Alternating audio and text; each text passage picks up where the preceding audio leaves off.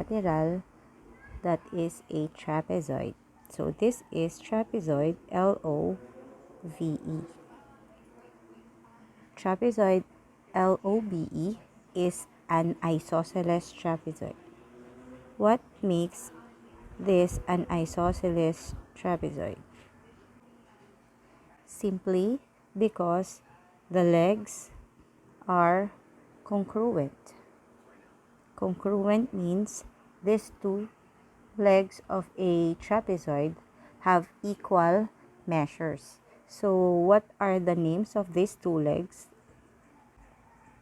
We have LO is congruent with side VE. If LO is equal to 9 centimeter, what is the measure of segment or side VE? Correct. 9 centimeter. What if this is given? How are we going to solve? Remember, LO is congruent with VE. So we are just going to substitute these values to our equation. And then first is to solve for the value of y before we find the measure of LO and segment VE.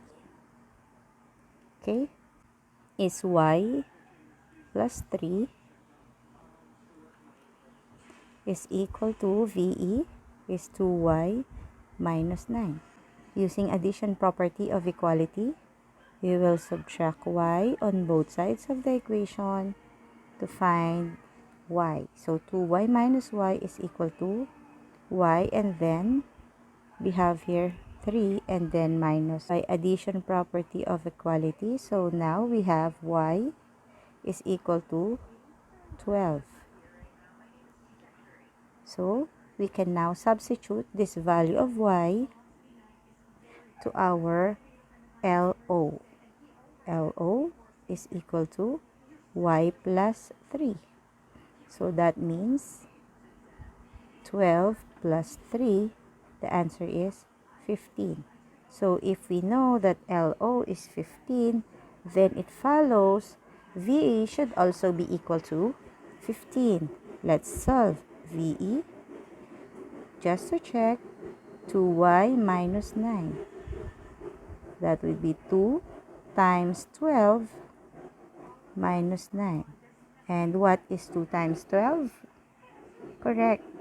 24 minus 9 is equal to, very good, 15. Now, you see that the measure of VE and the measure of LO are equal because the legs of an isosceles trapezoid are congruent. Let us focus on diagonals. In an isosceles trapezoid, diagonals are congruent. So what are the names of the diagonals in this trapezoid? OE and, correct, VL. These are the diagonals. Now, let's write the equation. OE is congruent with VL. As the theorem says, diagonals of a trapezoid are congruent. So, what if this OE is equal to 12 millimeters? What will be the measures of LV? Correct, also 12 millimeters. Given is like this. OE is 6x, LV is 7x minus 1. Remember, OE is congruent with LV because diagonals of a trapezoid are congruent. Diagonals of an isosceles trapezoid are congruent. So let us substitute. OE is 6x is equal to LV 7x minus 1. Combining like terms, so addition property of equality, we have here minus 6x. So we now have x and then this one minus 1. So plus 1 on both sides. So x is equal to 1.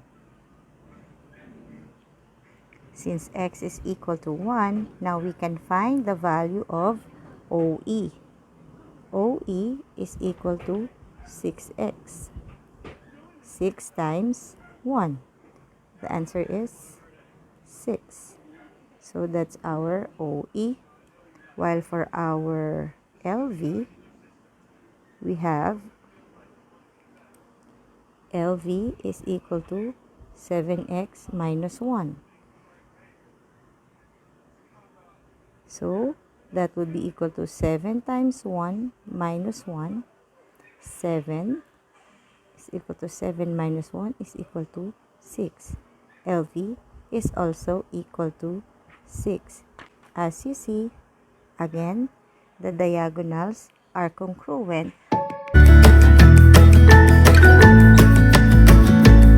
Quadrilateral, that is a trapezoid.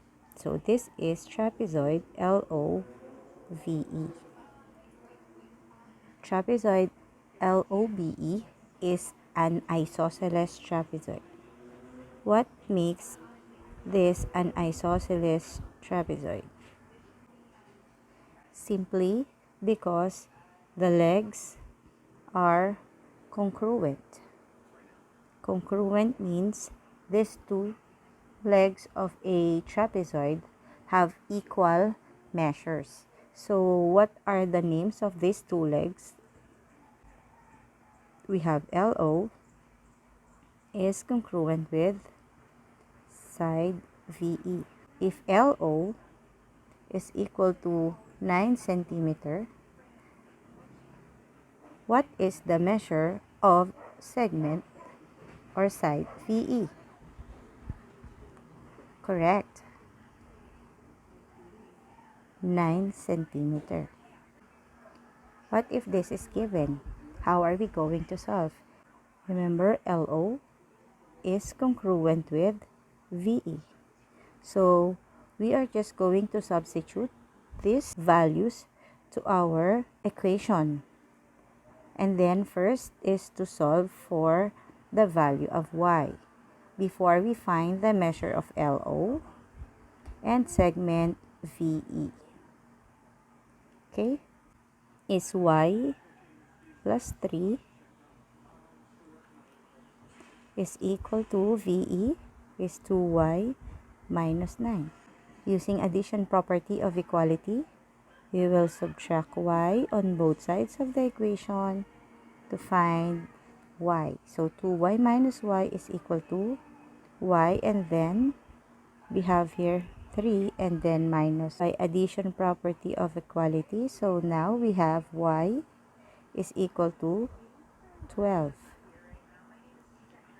So we can now substitute this value of y to our LO. LO is equal to y plus 3. So that means 12 plus 3, the answer is 15. So if we know that LO is 15, then it follows VE should also be equal to 15. Let's solve VE. Just to check, 2y minus 9. That will be 2 times 12 minus 9. And what is 2 times 12? Correct. 24 minus 9 is equal to, very good, 15. Now, you see that the measure of VE and the measure of LO are equal because the legs of an isosceles trapezoid are congruent.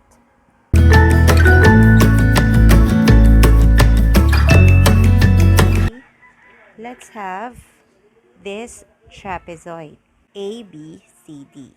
Let's name the bases. We have two bases in this given. So we have the upper base, which is segment AB, and the lower base, which is segment DC. Now let's have another part. We also have point P. It's the midpoint. We have there the midpoint. The midpoint is a point that divides the segment, this AD, into two congruent parts. So midpoint, point P, and on the other side, BC, point M. When we connect these 2 points, we will have what we call the median. The median of the trapezoid is named as PM. How are we going to solve for median? The median is 1/2 of the sum of the two bases. Let us write that in an equation. The median is equal to the sum of the base 1 and the base 2 divided by 2. So let us try to solve for this. If AB is equal to 11, that's our base 1, and our base 2 is DC, which is equal to 17. Now let us solve for the median by substituting this in our equation. So the median is equal to our first base, upper base, is 11, plus the lower base is 17, divided by 2. We simplify. 11 plus 17 is 28, divided by 2. So what is 28 divided by 2? Correct, 14. So our median is equal to 14. So PM, which is the median, is equal to 14. So X is the median, is equal to base 1 plus base 2 divided by 2. So X is equal to 10 plus 12 divided by 2 is equal to 22 divided by 2. X is equal to, very good, 11.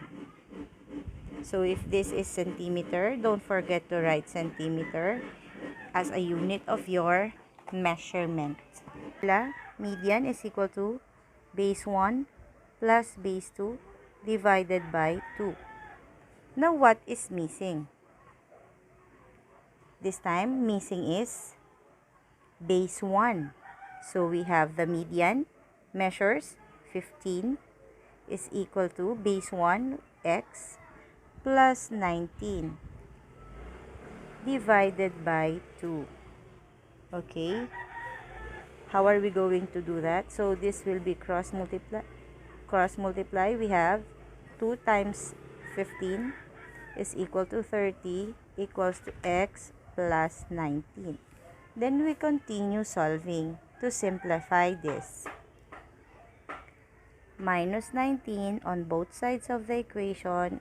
So now x is equal to 11. Okay, so let's check if it is correct. If m is equal to base 1, 11 plus 19 divided by 2 is equal to 30 plus divided by 2 is equal to 15. As you see, the median is 50. let's have this given, assuming the figure is an isosceles trapezoid. And we are going to solve for the variable x. Median is equal to base 1 plus base 2 divided by 2. Okay, let's substitute. What is the measure of median? Ti is 4x plus 2 is equal to base 1 AP 3x plus 3 plus the lower base xe 6x minus 2 divided by 2. And then we will simplify by multiplying this to the denominator. 2 times 4x plus 2 is equal to, simplify, 3x plus 6x is 9x. 3 minus 2 is 1. And then this one, distributive property, 8x plus 4 is equal to 9x plus 1. Okay, let's continue. Addition property of equality, we subtract 8x on both sides of the equation. So this is now x plus 1 is equal to 4. Simplify again. Minus 1 on both sides. So x is equal to 3. Now we have the value of our x. So x is equal to 3. Now let's have AP. AP is equal to 3x plus 3 is equal to 3x. 3 times 3 plus 3 is equal to 9 plus 3 is equal to 12. So our AP is 12. Next, let's have base 2, which is 6x minus 2. So xe is equal to 6x minus 2. That would be 6 times 3 minus 2 is equals to 18 minus 2 is equal to 16. So our xe is equal to 16. Now we can find our median. Okay, so median, which is Ti, is equal to base 1 plus base 2 divided by 2. The answer is 12 plus 16 divided by 2 is equal to 28 divided by 2. Answer is 14. So our median is equal to 14. So just to check if it's really 14, we substitute Ti, which is 4x plus 2. Let's see if it's really 14. Ti is equal to 4x plus 2. Our x is 3.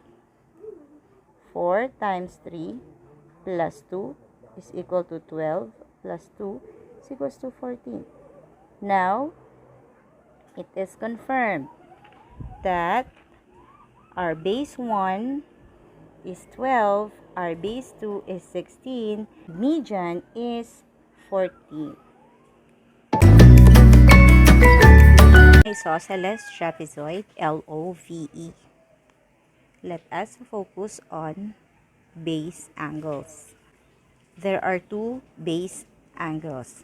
We have the lower bases, which is angle L and angle E. Also, the upper base is angle O and angle V. The base angles of an isosceles trapezoid are congruent.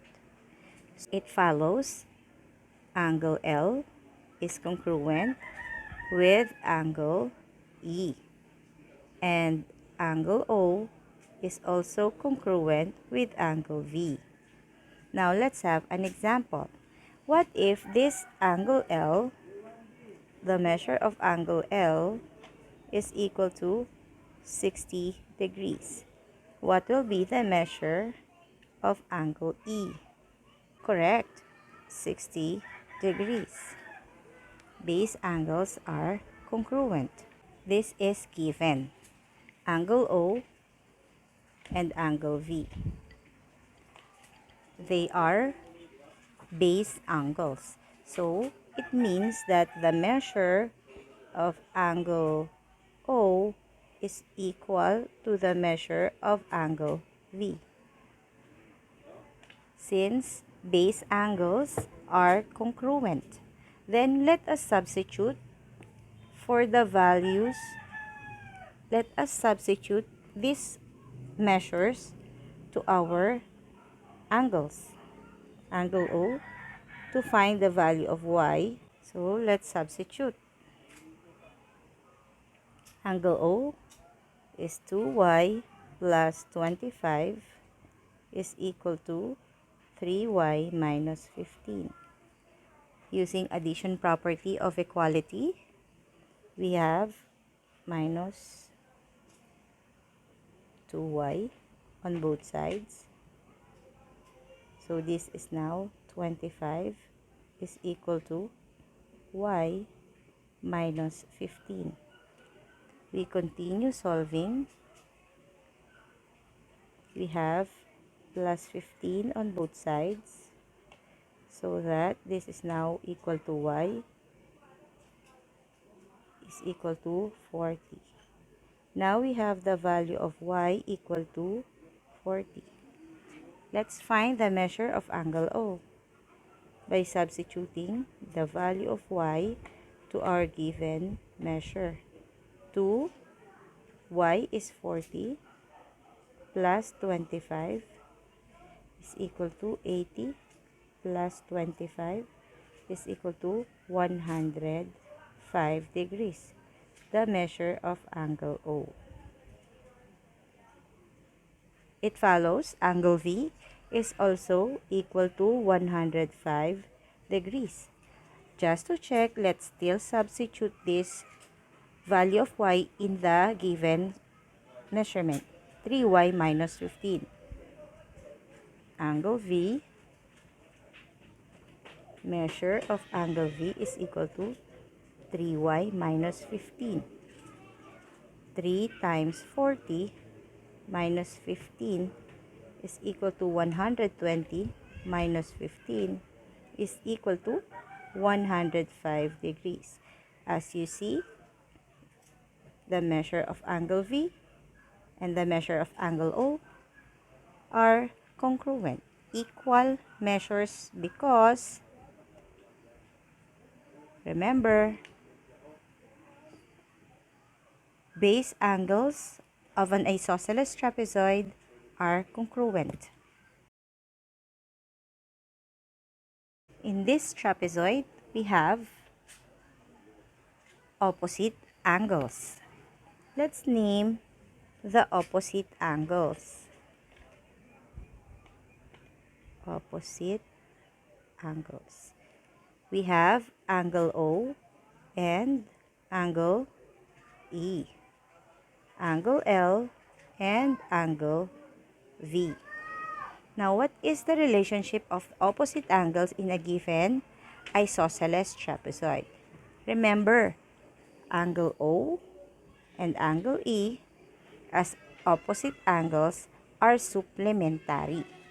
So, if we write that as an equation, the measure of angle O plus the measure of angle E is equal to 180 degrees, since they are supplementary. Same is true with the measure of angle L plus the measure of angle V is equal to 180 degrees. Now let's have an example. What if the measure of angle O is equal to 120 degrees?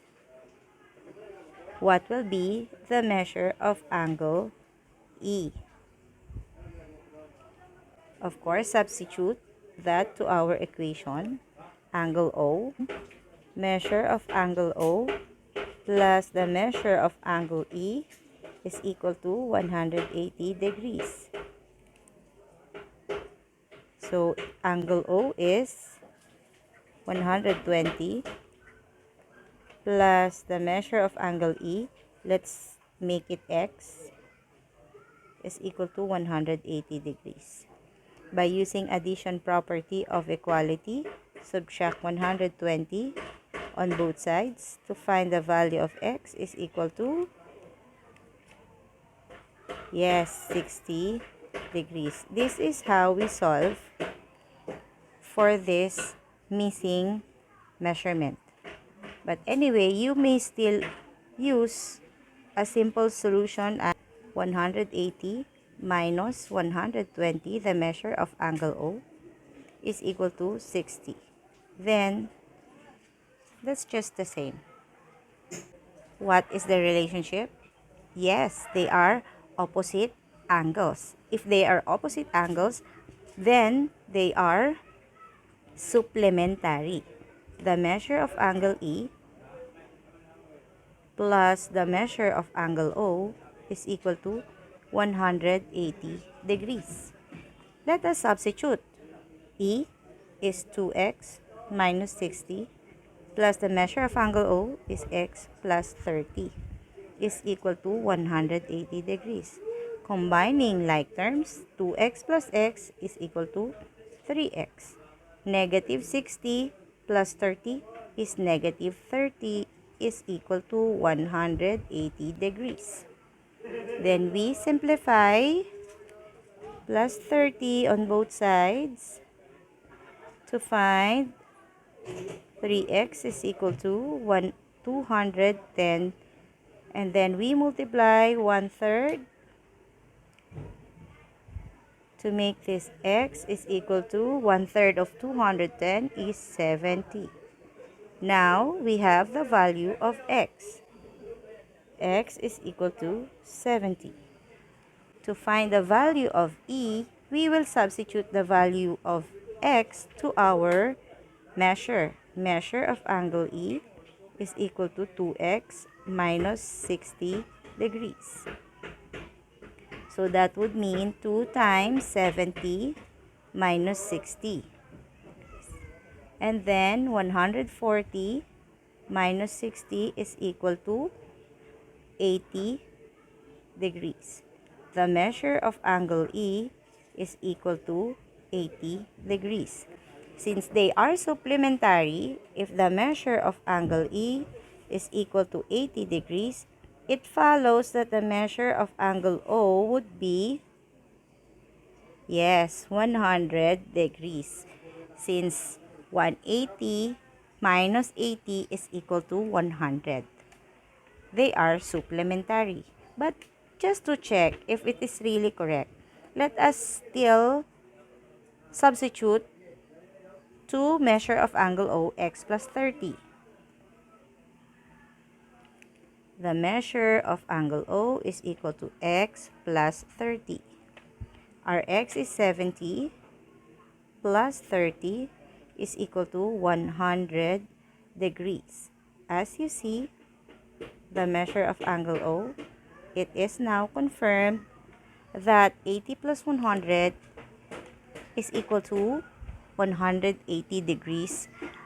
The two angles are supplementary since they are opposite angles of a given isosceles trapezoid.